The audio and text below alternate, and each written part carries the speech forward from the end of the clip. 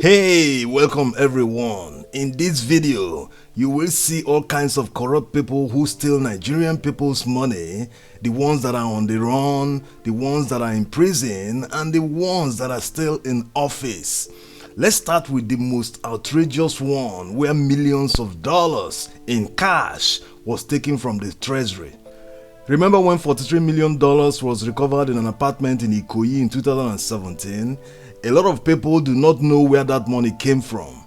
That money started its journey when the former NIA Director General Ayodele Oke sent a request to the then President Goodluck Jonathan to approve $289 million that the NIA will use to procure 13 items to enable the NIA respond to the nation's mounting diverse and complex security challenges. Jonathan didn't give an express approval because obviously he knew that the money wasn't budgeted for, so spending such amount of money would be illegal. But he minuted the then Minister of Petroleum Resources, Diezani, and sought assistance from the NNPC security votes. The NNPC, upon receiving communications, instructed the CBN to make the payment in cash to the NIA Director General. It was not clear where the NNPC got the authority to do that and why they chose to make the payment in cash instead of bank transfer. Anyway, the central bank complied and charged their transaction fee of $2.8 million. So the $43 million EFCC recovered in an apartment in Osborne Towers, Ikoyi, was the balance of a bigger amount. No one knows what the NIA did with the rest of the money before they warehoused the balance of $43 million. No one has been jailed for this. A court a few years ago issued an arrest warrant for the former NIA Director General and his wife. This is reminiscent of the Abacha years when he wheeled and stole millions of dollars in cash from the Central Bank of Nigeria. The first sign that revealed that the former Minister of Petroleum was involved in shady deals was when India reported to the Nigerian government that she sold a whopping $15 billion worth of crude oil to them through an agent instead of the normal government-to-government channel. This and many others shows the fraudulent oil swap deals that were conducted under her watch that cost Nigeria billions of dollars in lost earnings.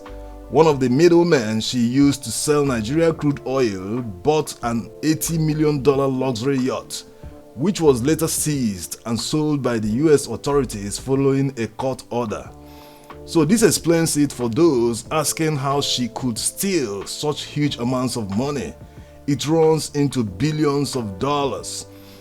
A total of 1,620 properties seized from her were recently forfeited to the federal government. These properties include cars, vessels, and luxury homes that include 18 apartments and 6 penthouses in Bella Vista Towers, Banana Island, Ikoyi, worth about $37 million.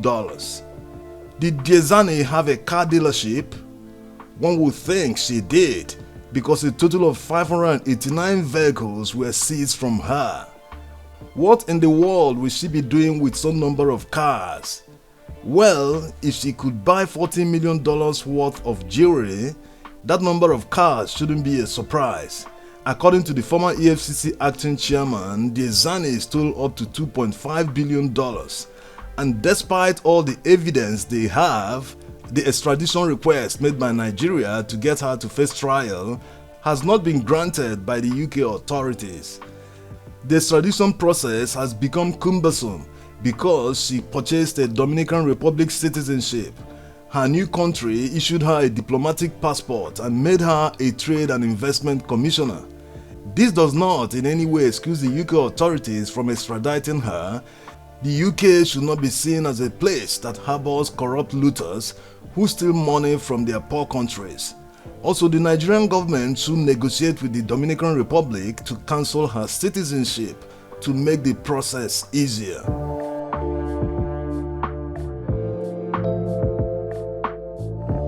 Umar Ganduje, the current governor of Kano State, was caught on camera receiving wads of dollars from someone who seemed to be a contractor giving him his cut. Over-invoicing is a serious problem among politicians.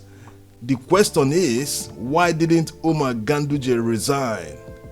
Why didn't the Kano State House of Assembly impeach him? Remember the late Alamesiya, the former governor of Bayelsa State, when he was caught in London with millions of pounds in cash and he jumped bail and disguised as a lady to fly to Nigeria.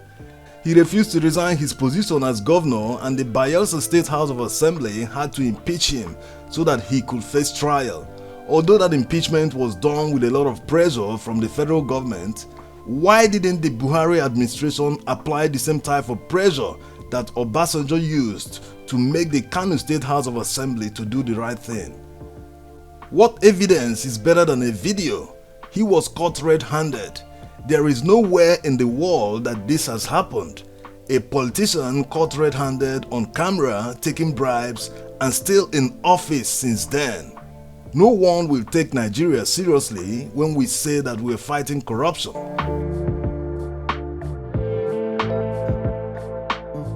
James Ibori, the former governor of Delta State, succeeded in hiding his 1991 conviction for theft in the UK before becoming the governor in 1999.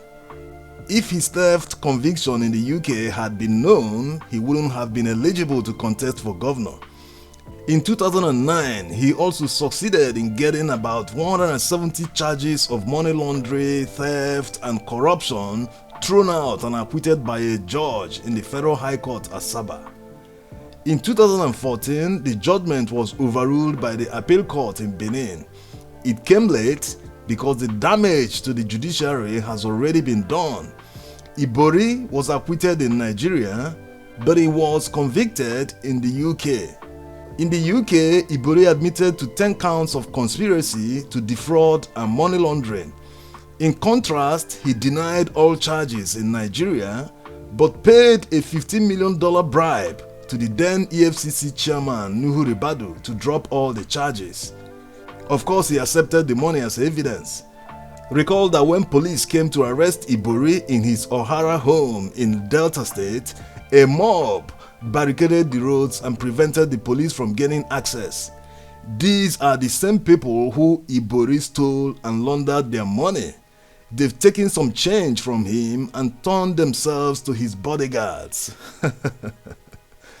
If everyone that a governor needs in order to steal money always demands a 50% cut, it will greatly reduce corruption, because when they are caught in the future, two of them will be facing the same number of years in prison. So why will one person get a higher cut of the stolen money? James Ibori, his wife, his sister, his mistress, and his lawyer all went to prison in the United Kingdom for their roles in laundering millions of dollars of Delta State funds to the UK. It is estimated that Ibori stole more than $250 million from Delta State during his time as governor. Still in Delta State, you remember this building in the abandoned high-rise towers video? Yeah, in case you didn't watch it, you can get the link in the video description. Dr. Ngozi Olejemoney was the former chairman of the Nigerian Social Insurance Trust Fund. It is alleged that under her management, 69 billion naira was misappropriated. The matter is already in court, that's why this one will be short. Also, a few years ago, a federal high court in Abuja ordered the forfeiture of 46 properties traced to Olejemoney, as she was called when she ran for the governorship primaries in Delta State. These properties are located in Abuja, Asaba, Enugu, and Bayelsa states. We'll be monitoring the court case and will surely be bringing you updates. When will we start seeing commensurate prison sentences from the courts? Abdul Rashid Maina was accused of stealing more than 2 billion naira from workers' pension. Many homes he bought in Dubai, America, and Nigeria were traced, and the Nigerian property is already forfeited.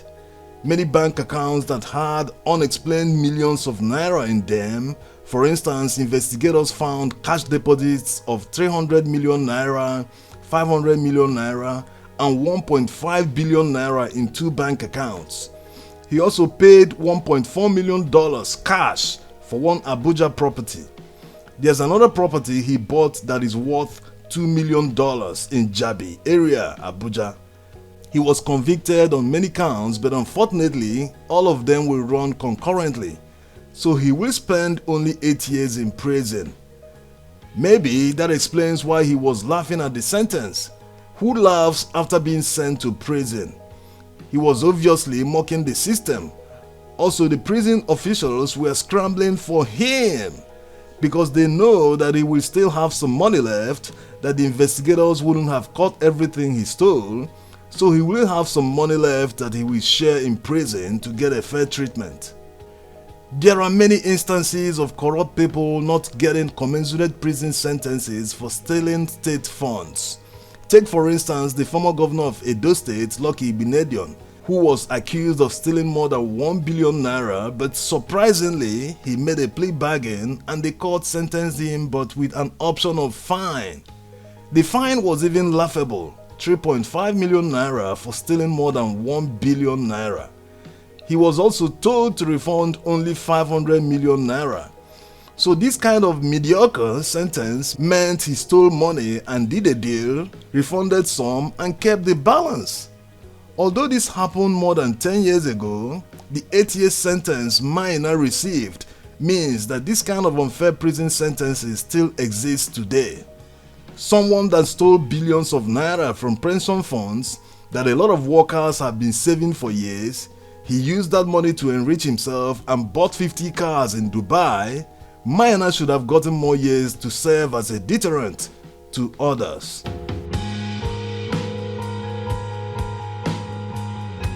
Joshua Daire, the former governor of Plateau State, was impeached on November 13, 2006 by 5 members of the Plateau State House of Assembly.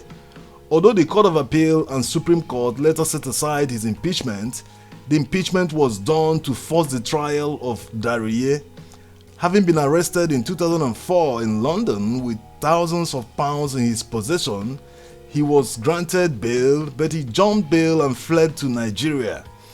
During his sentencing, the judge noted that Daire was at a point richer than Plateau State. He was sentenced to 14 years in prison for stealing and laundering 1.1 billion naira ecological fund meant for the state. The EFCC proved beyond reasonable doubt that Daire shared money from the ecological fund. He gave the former vice president Atiku Abubakar 100 million naira, 100 million naira each to the southwest and southeast zones of the PDP, 66 million naira to the Plateau State PDP, and 10 million naira to the late Ibrahim Mantu. He also gave an 80 million naira bribe to the permanent secretary of Ecological Fund Office to facilitate the release of the fund to him. The 100 million naira he gave to the PDP Southwest Zone was later returned to Plateau State government by Obasanjo. It is not clear if Atiku returned the money meant for the PDP Northeast. Daire used the rest of the money to buy choice properties in London. Daire became a Father Christmas using the Ecological Fund of Plateau State. While in prison, Daire continued to earn his salary as a senator, which brings us to Carlo, who also continued to earn his salary in prison.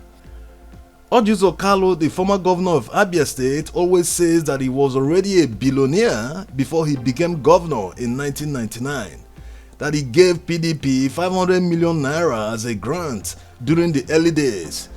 But as the saying goes, that the fact that someone is wealthy doesn't prevent him from taking what doesn't belong to him.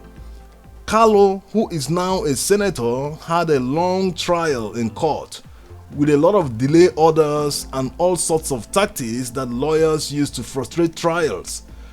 But ultimately, the court reached a guilty verdict on all 39 charges brought against Carlo. He was subsequently sentenced to 12 years in prison for the over 7 billion fraud he committed while he was governor of Abia State. Carlo had barely spent 6 months in prison when the Supreme Court voided his conviction and ordered a retrial. The court said that the judge who sentenced Carlo had been elevated to the Court of Appeal and had no business continuing with the trial. Carlo, having regained his freedom, went ahead to obtain a perpetual injunction from the Federal High Court in Abuja, restraining federal agents from retrying him.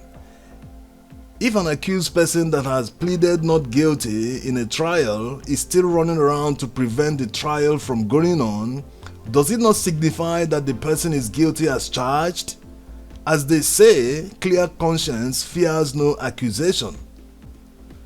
Talking about perpetual injunctions, Peter Odili has had one since 2007 when he left office as governor of Rivers State.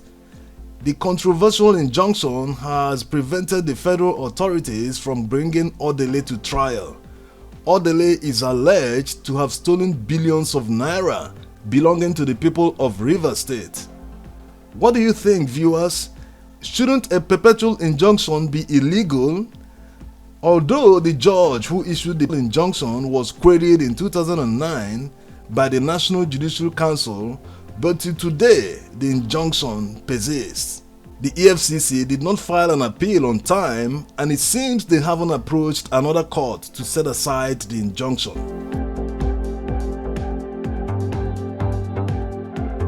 Olejemoney was the former governor of Taraba State between 1999 and 2007. In 2018, he joined the shameful list of former governors who are in prison for stealing, diversion and laundering of public funds. He was convicted for fraudulently diverting 1.6 billion naira of Taraba State funds.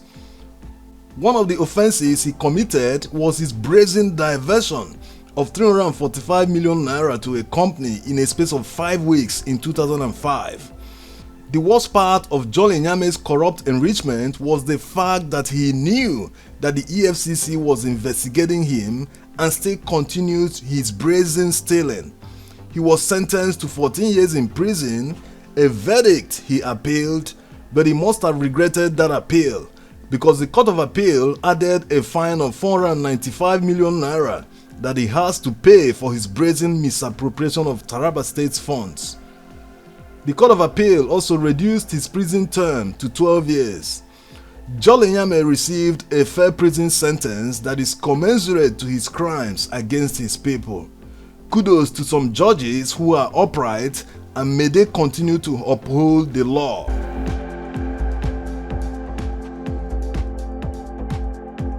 The recent revelation by the ICPC chairman that 301 buildings were recovered from 2 civil servants in Abuja raises a huge concern on the fight against corruption and shows the level of greed and kleptomania that many people suffer. These unknown civil servants should be named and appropriate punishment given to them by the law courts to serve as a deterrent to others. Because if they weren't caught, maybe by now one person would have acquired more than 500 properties. Again, viewers, what do you think is the solution to the corruption? What should be done to permanently stop few people from stealing the people's money? Tell us in the comments. Should Nigeria go the Chinese way of dealing with corruption? Because it is appalling that a lot of people live in poverty while a few loot and steal the money is meant for the betterment of the people. In China, it is a capital offense when anyone corruptly enriches himself to the tune of $100,000. Should Nigeria enact such a law that might prevent people from stealing more than $100,000? Nigeria needs trillions of dollars to develop, and if corrupt individuals keep stealing funds meant for development, Nigeria may never be developed. We need to improve the fight against corruption by making executive offices less attractive. Most perks and allowances of executive office holders should be removed so as to attract only people that genuinely want to serve. Salaries of people in the front line like security agencies, doctors and the likes should be increased to reduce corruption. The unexplained wealth order should be quickly approved to make it more difficult for people to corruptly enrich themselves. Thank you, wonderful viewers, for watching. Remember to subscribe to our channel for more and enable notification. Bye bye.